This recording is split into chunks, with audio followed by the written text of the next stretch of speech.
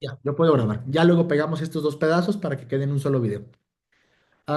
Entonces les mencionaba que esta gráfica es interesantísima porque nos está midiendo la correlación que hay entre el fenómeno del niño y las lluvias por mes. Vean, valores cálidos, rojos, indican correlación positiva. Es decir, que los dos están relacionados positivamente. Si uno aumenta, el otro aumenta.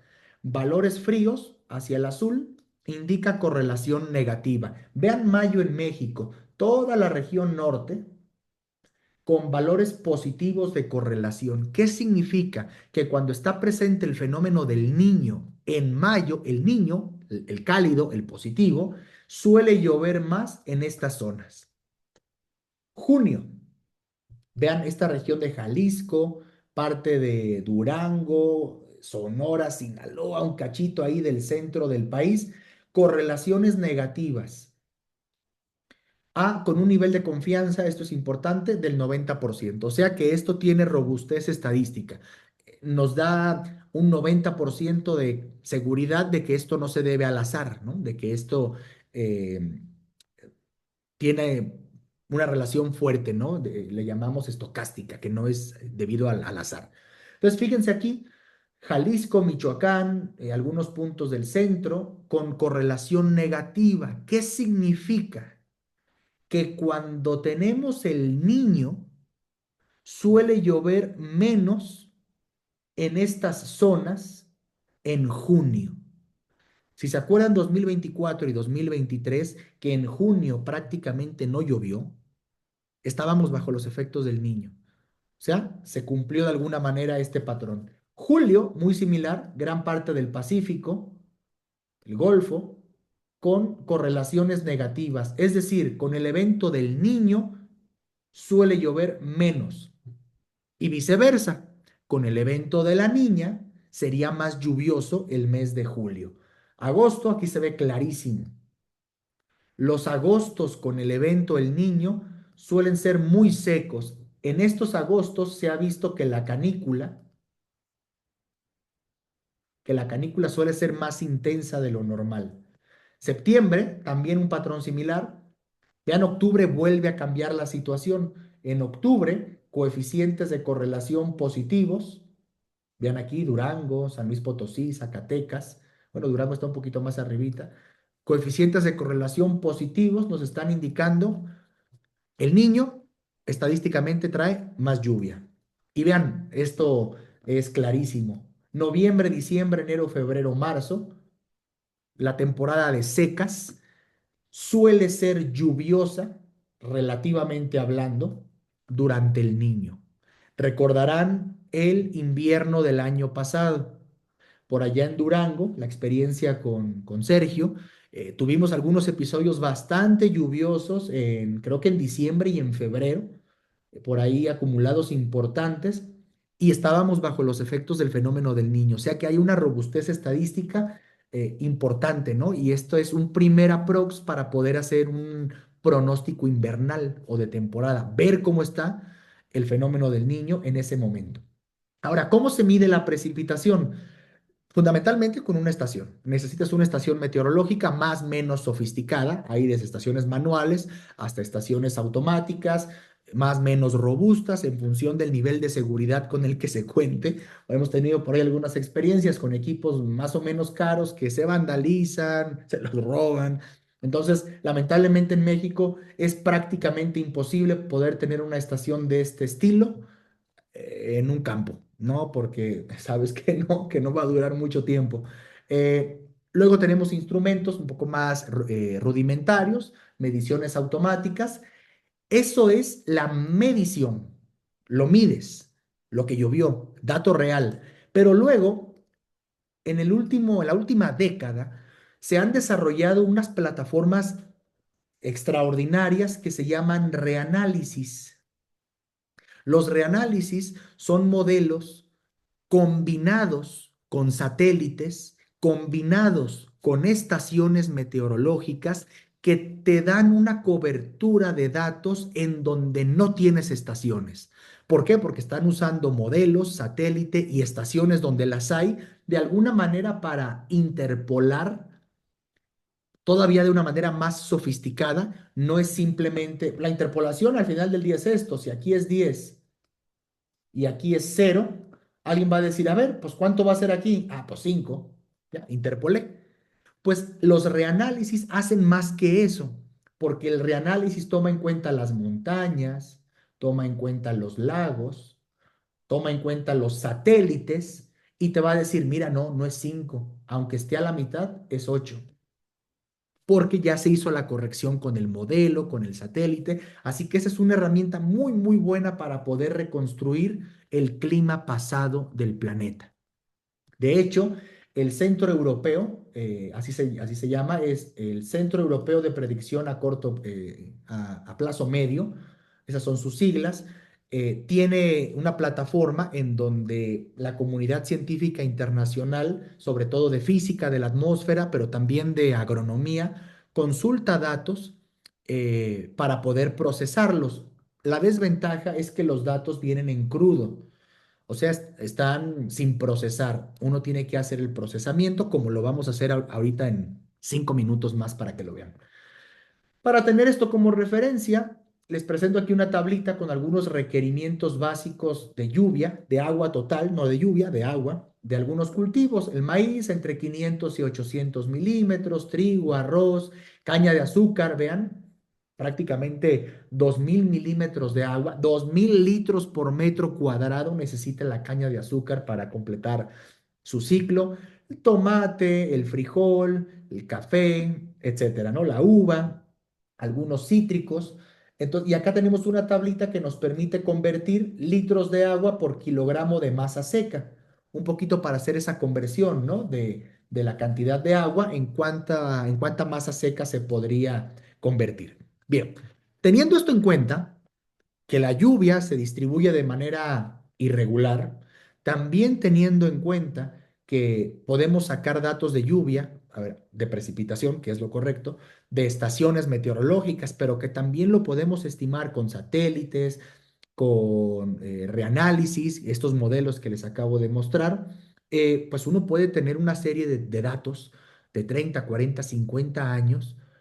A ver, y la pregunta es, ¿qué hacemos con eso? A ver, alguien va a decir, pues sácale el promedio. Ah, órale, está bien. A ver, Tequila Jalisco. Últimos 30 años. Vamos a sacar el promedio. ¡Pum! 800 milímetros. Ah, órale. El promedio de lluvia anual en Tequila, Jalisco, 800 milímetros. Va, venga. Irapuato, 30 años, promedio, 500 milímetros. Ah, órale. Los Reyes, Michoacán, promedio climático, 1000 milímetros, 1100 milímetros. Un ejemplo, ¿no? A ver, el promedio te está diciendo el punto medio. El punto medio ni siquiera de la distribución de tus datos, esa es la mediana, te está dando como un centro de gravedad, ¿sí? Como un centro ahí en el que se van tanteando, se van mediando los valores. Ahora, les voy a poner un ejemplo para que vean que el promedio muchas veces es un mal indicador para la lluvia. Les pongo un ejemplo. Imagínense que por aquí Carlitos Román, eh, revisa sus calificaciones que sacó en la secundaria. Ay, se encuentra su boleta de tercero de secundaria. Educación física, 6. Matemáticas, 6. Artes, 10. Literatura, 10. Tiene 2 10 y tiene 2 6. ¿Qué promedio sacó Carlitos? 8. Entonces Carlos sacó 8 de promedio, pero tiene 2 6 y 2 10. Ahora, Julio, educación física, 8. Matemáticas, 8. Literatura, 8. Artes, 8. ¿Cuál es el promedio de Julio? 8. La pregunta ¿es justo comparar estos dos ochos?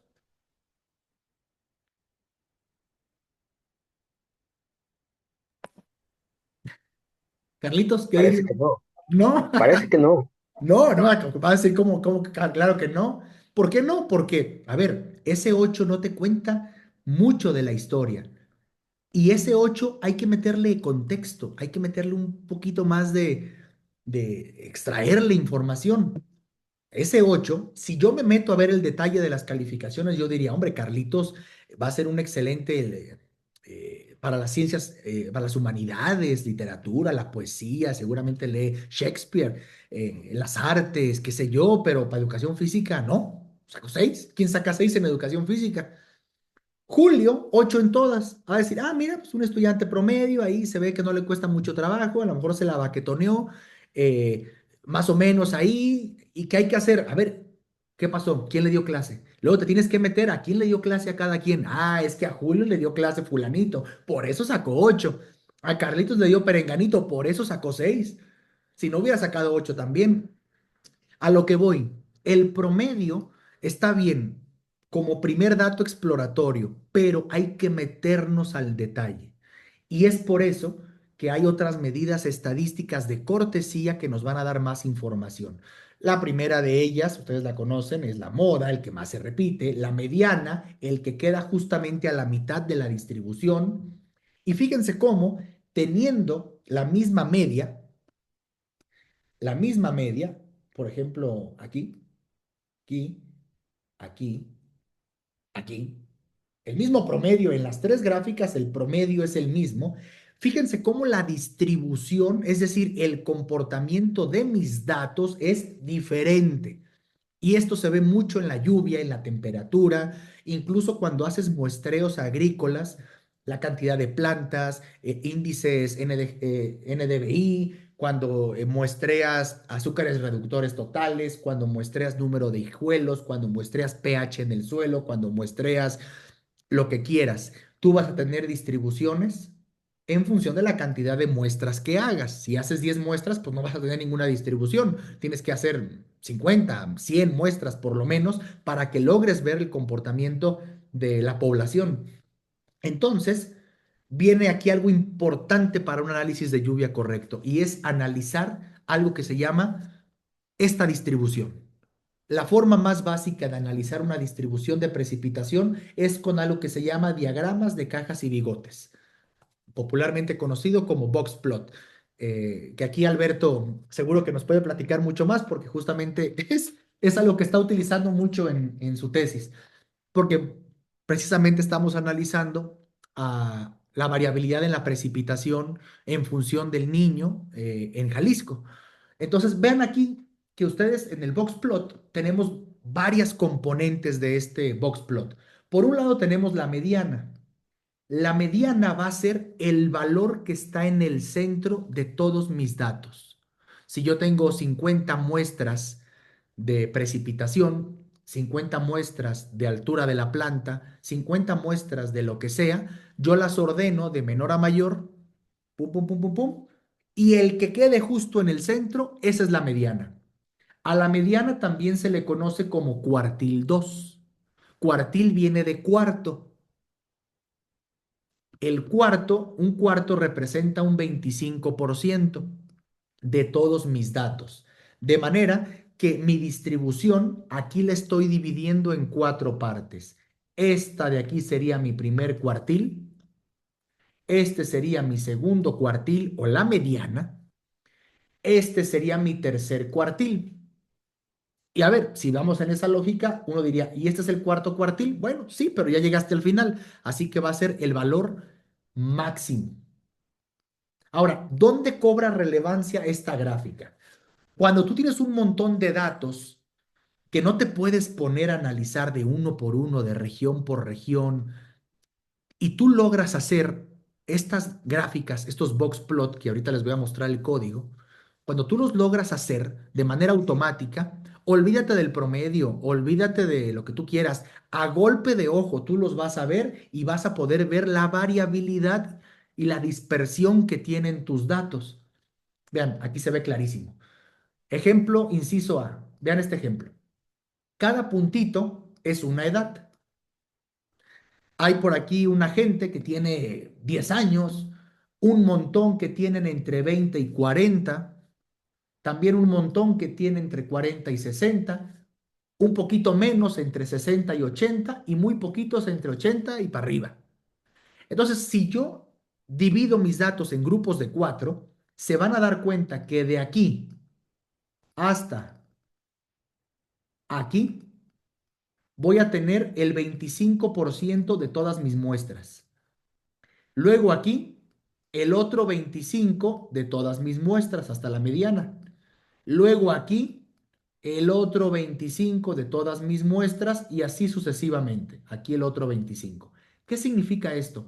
Que yo tan solo con ver las cajas y los bigotes, estos son los bigotes, entre más alargadas estén las cajas y más alargados estén los bigotes, significa que mi dispersión de esa variable es mayor. O sea, que tengo un regadero de cosas. O sea, alturas grandes, alturas chiquitas, alturas medianas, llovió mucho, llovió muy poquito, llovió, etcétera. O sea, una dispersión grande. Ahora vean el inciso C. Fíjense cómo mis datos están más concentrados en este pedazo. Eso, en términos de la caja, se ve en una caja más chiquita que esta de acá. ¿Qué significa? Que mis datos están más concentrados. Tengo menos dispersión de los datos. Y vean el último, el D. Tengo datos regados por todos lados. Por eso mi caja sale muy grande y mis bigotes también. ¿Por qué? Porque tengo una dispersión grande. En resumen, entre más apretadita esté la caja y los bigotes, significa que mis datos están más concentrados alrededor de un rango. Y entre más grandes estén, están más dispersos. O sea, hay más variabilidad. Vamos a ver un caso de precipitación. Tepatitlán, Tepatitlán, Jalisco. ¿Cuánto llueve en junio? Si ustedes nada más se van con el promedio, van a decir, ah, mira, aquí está el promedio. ¡Pum! 140 milímetros, 140 y algo. Es el promedio, sí, pero ¿cómo es la distribución a lo largo del tiempo? ¿Qué tan variable suele ser junio? Pues vean, un montón. Tengo un 25% de mis junios, de todos los junios que tomé de muestra, un 25% están en un rango de que llueven de 70 a 120 milímetros. Luego, todo aquí es 50% de mis datos, ¿no? Porque es 25 y 25. El 50% de mis junios suele llover entre 120 y 160. Y el 25% más alto de mis junios suele llover entre 160 y 210. O sea que cuando uno hace una planeación agrícola o un análisis de factibilidad o de riesgo de inundación, de sequía, de encharcamientos, no se tiene que quedar con el promedio, tienes que ver la distribución de probabilidad justamente para ver la probabilidad del riesgo o de que eso suceda. Y ahorita les voy a enseñar otra técnica todavía más fina. En enero, vean en enero, la cajita mucho más apachurradita, significa que en enero en promedio suelen llover 10 milímetros, pero la distribución va desde 0 hasta 30. Marzo, vean, prácticamente aplastada, claro, porque llueve muy poco. Esta es la serie de tiempo de la lluvia desde el 2000 hasta el 2023 en Tepatitlán. Vean, esta variabilidad que es relativamente difícil de interpretar. Vean, hay unos años que te llueven 200 milímetros y otros que te llovió 50, otro que te llovieron 270 y 2023 que no te llovieron ni 40. Toda esta información que ves en esta serie de tiempo se puede concentrar en una cajita y en unos bigotitos y te da la información a golpe de ojo. Luego también pueden armar una distribución, es decir, acotar por rangos de precipitación y ver qué tan frecuente es que esos rangos de precipitación ocurran. Por ejemplo, de 41 a 85 milímetros, ¿cuántas veces he tenido junios en ese rango? 3. De 86 a 130, 6. De 130 a 175, 11. De 175 a 220, 3. De 220 a 265, 2. Si yo hiciera más fina esta división, es decir, en vez de tener aquí 40 milímetros de rango y aquí 40 milímetros de rango y 40, si yo lo hiciera cada 10, cada 20, estas barras me van a dar una estructura mucho más fina y ¿qué creen? Al final del día van a tener un comportamiento muy probablemente parecido. ¿Alguien se acuerda de esta función? ¿Cómo se llama? Esta que pinté de color rojo, la que se pintó aquí de color rojo. ¿Sí? Normal. Perdón, exactamente, una distribución normal o la famosa campana de Gauss. Muchos fenómenos en la naturaleza se pueden aproximar con una distribución normal. Habrá algunos que no sea normal, o sea, que tenga otro tipo de distribución, pero si tú logras conocer el tipo de distribución que tiene la variable que estés analizando, ya la hiciste. Ya la armaste, ¿por qué? Porque con una distribución tú les puedes sacar toda la sopa que quieras a ese dato. Desde qué tan extremo puede ser un valor, qué tan poco probable, con qué frecuencia, puedes hacer un pronóstico de eventos extremos, saber si en esa zona es probable que tengas riesgo de heladas, por ejemplo. O sea, el chiste normalmente cuando uno hace un análisis agroclimático con implicaciones agrícolas, se resume en encontrar la función de distribución de ese fenómeno y desde luego la correlación y análisis de varianza y lo que tú quieras, ¿no? Etcétera. Bien, hay varios tipos de distribución de probabilidad. La más normal, valga la redundancia, es la distribución normal. Es la que por cortesía uno siempre intenta probar para ver si tu fenómeno se distribuye de manera normal. Parámetros de cortesía, sigma es la desviación estándar, pi es pi de toda la vida, mu es el promedio, la media, y al hacer esto, bueno, obtenemos distribuciones de este estilo que están aquí, que ya veremos. Luego tenemos las funciones de distribución acumuladas, que son cómo esto se va acumulando con el paso del eje X. Y esto nos va a dar la probabilidad de que algo ocurra. Voy a hacer un ejemplo más adelantito para que lo vean. Esto que ven aquí, esto es la función acumulada, la distribución de probabilidad acumulada de esto. Y claro, aquí tenemos una integral. ¿Por qué una integral? Una integral, a ver, a lo mejor para los agrónomos tal vez esto no se los contaron cuando llevaron cálculo integral. Si yo el símbolo de integral lo aprieto de arriba y lo aprieto de abajo, se me va a hacer esta letra, ¿no? La S. ¿Y qué operación matemática empieza con S? Suma. Lo que hace una integral es sumar. Acuérdense de este símbolo griego, sigma mayúscula. La integral es una suma. ¿Qué te va a sumar? Todo lo que se va acumulando en tu función de distribución, en este caso la normal. Por eso tú ves que aquí la verde, fíjate, la verde viene por aquí, llega a su máximo por aquí y fíjense acá la que se va acumulando, viene, se acumula, se acumula, se acumula. ¿Cuándo se está acumulando más? Aquí. Y luego al final, como empieza a bajar la distribución de probabilidad, se sigue acumulando, pero ya menos.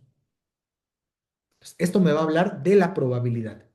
Bueno, hay dos tipos de análisis estadístico de la precipitación. El primero es un análisis empírico, que se conoce como análisis por defecto o por excedencia y consta de encontrar una función de distribución de probabilidad, parece trabalenguas, empírica. Es decir, con los datos que yo tengo, poder construir algo como esto para poder saber cómo se distribuye la lluvia en ese lugar, qué tan probable es que se me pueda dar el frijol, la caña de azúcar, el maíz, qué tan probable es que se pueda exceder el valor de tolerancia del agave, etcétera. Entonces, tenemos estas técnicas de precipitación por exceso y por defecto. El primer paso aquí va a ser definir nuestros umbrales de precipitación, es decir, saber el cultivo que voy a estar analizando para poderlo asociar con estos valores. Y para ello les vuelvo a poner aquí la tablita de los requerimientos totales de agua de algunos cultivos. Segundo, hay que obtener los datos históricos de precipitación. ¿De dónde? una estación meteorológica, un reanálisis, estimados por satélite, etcétera.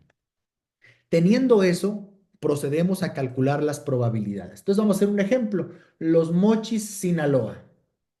Este es el histórico desde 1994 hasta 2024 de la precipitación anual. 1994, 350 milímetros, 1995, 290, 1996, 560 y así sucesivamente. Bien, ahora quiero calcular el promedio de lluvia de cada mes en los Mochis. A ver, ya sé cuánto llovió al año. Aquí está. Ahora, ¿cuánto llovió cada mes? En promedio, el climático. Enero, pues tanto, con su desviación estándar, el bigotito, febrero, marzo, abril, mayo, junio, el mes más lluvioso, septiembre, con esta barrita de desviación estándar que me está diciendo la dispersión de los datos. A ver, pero también puedo encontrar su histograma, ver su distribución, la distribución que tenga sus datos. Vean, ¿cuántas veces o con qué frecuencia suele llover entre 300 y 350 milímetros? Más del 25% de los años suele llover ese rango de precipitación. Entonces, de entrada, esto ya te da una primera aproximación para saber cuánto vas a tener que regar si quieres poner tomate, ¿no? Por ejemplo. Vean, esta es la misma gráfica, es como esta, pero vista en box plot, o sea, en diagramas de cajas y bigotes. Vean, este es interesantísimo, ¿eh? Vean agosto y septiembre en los Mochis. En agosto, ¿cuál es la mediana de precipitación? 110, 105. Y en septiembre, muy parecida, ¿no? Sobre 100. Entonces, alguien se puede ir con la finta, como lo que le pasó a Julio y a Carlitos con el ejemplo de las calificaciones, de decir, ah, mira, en agosto y en septiembre llueve casi el mismo promedio. Sí, aquí está, mira, son casi iguales. Sí, pero si le sacas, si interrogas más a esta variable, te vas a dar cuenta que septiembre tiene una variabilidad tremenda. Es decir, hay septiembres en los que prácticamente no llueve y luego hay agostos en donde casi 200 milímetros. O sea, tu variabilidad es enorme. Esto convierte al mes de septiembre en un mes muy difícil de pronosticar. Tener una dispersión tan grande te dice que es muy variable ese mes. Ahora pregunta, ¿por qué creen que septiembre tenga esta variabilidad tan grande en la lluvia en los Mochis? ¿Qué se les ocurre que puede pasar en septiembre o los septiembres? ¿Qué se les ocurre?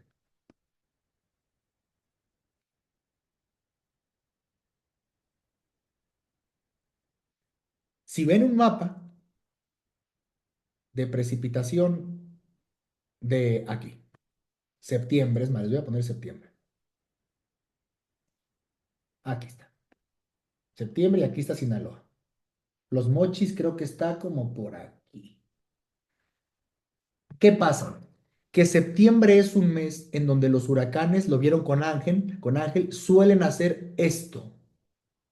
Nacen aquí y suelen meterse hacia Sinaloa, pero no todos los septiembres. O sea, que tú puedes tener 5 septiembres súper secos, pero luego llega el sexto septiembre con un huracán que te llueven 500 milímetros y ya te subió el promedio. ¡Pup!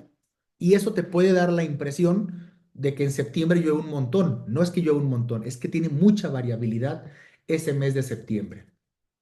Bien, ahora, ¿cómo analizamos esa probabilidad que hay en los Mochis? Vamos a utilizar nuestro método de precipitación por exceso y por defecto. Tengo mis datos, los ordeno de menor a mayor. Estas son las formulitas empíricas de probabilidad y me voy a ir a la interpretación. la interpretación es la siguiente. Esto es para los mochis. El eje horizontal me da la precipitación total y el eje vertical, la probabilidad. Esto tengo un código en Python que es la práctica que vamos a hacer el próximo jueves con Julio y conmigo. Vamos a poner esto en práctica con el código para cualquier lugar de México que quieran. Entonces, fíjense qué pasa. ¿Cómo se lee esto? ¿Cuál es la probabilidad de que se excedan 150 milímetros de lluvia al año en los mochis? Pues uno viene aquí, 150 milímetros.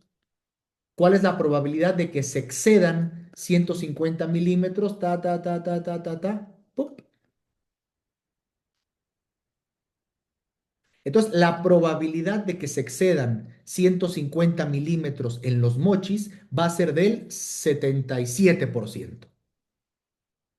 8 de cada 10 años se van a exceder 150 milímetros en los mochis. ¿Cuál es la probabilidad de que se excedan 250 milímetros en los mochis? ¿Tot? Y nos vamos para acá, ta, ta, ta, ta, ta, 27%. Entonces, la probabilidad de que yo alcance 250 milímetros en los mochis, un año cualquiera, es de 250 milímetros. Entonces, aquí viene lo que se conoce como márgenes de riesgo o de seguridad. A ver, si mi cultivo requiere 300 milímetros de agua, ¿cuál es la probabilidad de que solo con temporal, sin riego, lo logre? ¡Pum! Es de el 10%. A ver, yo no les quiero decir si eso es mucho o poco. Y eso ya es la valoración de uno. A ver, ¿me puedo meter si nada más tengo 10% de probabilidad de llegar a ese valor? A ver, pues ya ustedes lo podrán valorar. Me voy a ir rápido a Python porque ya se nos está acabando el tiempo. Les quiero compartir un adelanto de lo que vamos a hacer la próxima semana. Les quiero compartir tantito Python. Si alguien está teniendo dudas con Python. El día de hoy nos reunimos poquito antes con un par de compañeros para ver los detallitos y si alguien tiene algún detalle, pues lo podemos ver, ¿no? Para que la próxima clase que estemos trabajando todos al mismo tiempo, podamos, déjenme entrar a la terminal y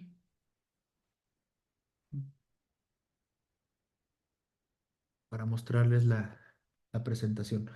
A ver, mientras si alguien tiene alguna pregunta, adelante, puede activar su micrófono. Ya para los últimos. Profesor, ¿Sí? una consulta.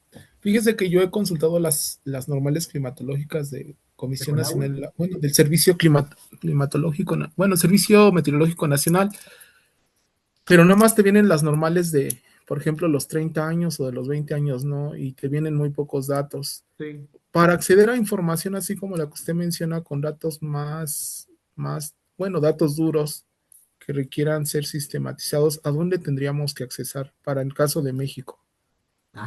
Eso es justamente lo que te voy a mostrar ahorita y aparte que te voy a dar los datos ya listos para que los puedas ver de cualquier parte de México. Y los puedes sacar de el centro europeo, el que les mostré hace ratito. En la presentación creo que tengo el link activo. Déjame ver en dónde está esto. Sí, es uno de los problemas que hay en Conagua, ¿no? Que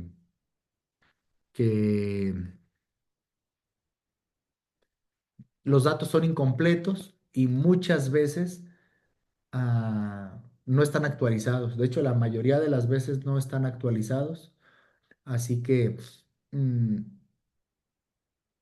a ver, ya, déjenme compartirles, porque tenía aquí un montón de ventanas abiertas. Ahí está. Por ejemplo, sí lo ven, ¿verdad? ¿Se ve? Sí, sí se ve. Perfecto. Este código que les puse aquí y los datos, ustedes los tienen disponibles acá en la sección 3, en la sección 4. hay algo que se llama archivos para descargar. Aquí están todos, tanto los códigos como el archivo con los datos en formato NetCDF. Hay una tareita que es la que vamos a hacer la próxima semana aquí entre todos. Y bueno, les adelanto que hay un pequeño cuestionario sobre lo que sobre lo que hicimos el día de hoy. Bueno, ahora sí, entrando al código. Aquí en esta parte del código, le voy a meter un poquito de zoom. A ver, ahí está. Aquí se leen los archivos. El archivo se llama preclimático 1994-2023.nc, ¿no? De NetCDF. Aquí se selecciona la coordenada 27.5 de latitud norte menos 108.99 de longitud, que me parece que es Los Mochis, la que les puse de ejemplo. Y en general el código lo que hace abajo es me ordena los datos en tablas. Yo ejecuto esto y al ejecutarlo me da la precipitación de cada mes de cada año. Enero de 1994, ¿cuánto llovió en Los Mochis? Tanto. Enero de 2009, ¿cuánto llovió en Los Mochis? Tanto. Agosto de 2008, ¿cuánto llovió en Los Mochis? 135. Este es el registro tabular. Ustedes pueden cambiar aquí, poner la coordenada que quieran, del lugar que quieran, de México, porque son los datos que les descargué. Luego aquí se ejecuta este código y se hace nuestra gráfica de nuestra climatología. Luego aquí se hacen nuestros box plot para cada uno de los meses. Acá volvemos a hacer nuestra climatología y luego tenemos lo que les decía de la precipitación por exceso y por defecto. Esto de aquí. Ubicas tu coordenada, está aquí. Leemos todos nuestros datos, el código los ordena, aplica la formulita y aparte, aquí están ordenados. Ahí está la formulita y me da la distribución y me da la probabilidad de que ocurra cierto valor, cierto umbral de precipitación. Entonces, estos códigos son los que vamos a estar trabajando la próxima sesión. Vamos a analizar otros índices y vamos a ir trabajando en este código para luego brincar con evapotranspiración, balance hídrico y rendimiento, ¿no? Pero esta sería la primera etapa, el poder analizar bien la precipitación para después ver los déficits de precipitación. No sé si tengan alguna pregunta. Yo tengo una consulta. ¿Sí? Estos datos, ¿qué tan precisos son? Porque son calculados, me imagino. Sí. ¿Qué tan Esto, precisos son? Estos datos están validados en muchos artículos. eh, Sus sesgos dependen de cada región, ¿no? Pero en México, de manera particular en México, me parece que no hay una validación hecha. Sí la hay en Estados Unidos, en Europa y en Vietnam, que es una región relativamente parecida a México. Y la validación que han hecho con observaciones in situ de estaciones meteorológicas arroja coeficientes de correlación bastante altos, arriba de 0.90 y algo. Así que, en términos generales, como estos cálculos de aquí, estos datos, ¿dónde está la tablita? Estos, son la interpolación que les decía entre estaciones, modelos y satélites, digamos que es lo mejor que se podría tener para estimar la lluvia en donde no hay una estación. Es la mejor herramienta que hay si no tienes una estación. Entonces, así de manera general, yo diría que una fiabilidad arriba del 90%. Wow. Digo, te comento, yo trabajé un tiempo con reconstrucción histórica de precipitación a través de anillos de crecimiento de los Ujú, árboles ujú. y teníamos que buscar pues estaciones meteorológicas para validar los modelos que se generaban. Pero bueno, lo más que nos daba datos de precipitaciones más antiguas o más pasadas eran las del Instituto Mexicano de Tecnología del Agua. Ah, el Sin INTA. embargo, había un periodo que ya se perdía, ¿no? Hacia lo reciente. Entonces, Sí. como quien dice, nada más tu modelo lo equilibrabas con datos muy pasados. Ujú. Pero digo, creo que tener esto, la verdad, mis compañeros que siguen trabajando con esta área, no sé si ya tengan acceso a esto, pero se me hace muy, muy interesante. No, sí, sí, sí, definitivamente es reciente, ¿eh? Tendrá una década que se está desarrollando de manera consistente. Están trabajando los mejores centros de computación mundiales en tener esta reconstrucción. La resolución espacial es de más o menos 25 kilómetros, pero ya está ahorita el proyecto, probablemente salga en 2026, para mejorar más esa resolución y llevarla a 9 kilómetros. Es decir, cada 9 kilómetros tener un dato, que si tú pones una malla de 9 kilómetros en el planeta completo, estás hablando de millones de puntos, ¿no? Así que, pues, les puedo poner por ahí, te mando un mensajito con el link, a lo mejor para que lo vayan explorando. Y la ventaja es que uno puede disponer de estos datos con un desfase de 4 días. Es decir, hasta hoy, 9 de diciembre, ya podemos consultar los datos del 4 o 5 de diciembre en todo el mundo. O sea que el desfase y hacia el pasado, creo que hasta 1941 hay datos diarios. Así que está muy bueno. Sí, sí, Jorge, adelante. Profe, dos consultas. La primera, ya vamos a ir con el archivo que llama el preclimático 1994-2023.nc. ¿Es el que podemos descargar de la plataforma que usted nos menciona? Sí, ya pueden descargar de hecho todos, No, me ¿no? refiero de la plataforma de internet que usted nos menciona. O sea, ese es, vamos a decirlo así, en punto NC, así lo podríamos descargar desde el link que nos menciona.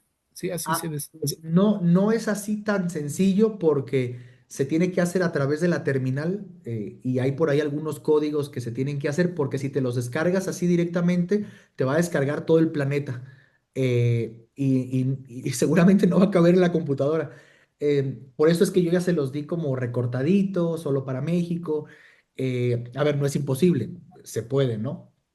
Pero sí se tiene que hacer un proceso previo para poder recortar bien tu región, acotar el tiempo. Pero en principio del link que les mande se podría hacer eso con un poquito de programación. Oh, ya.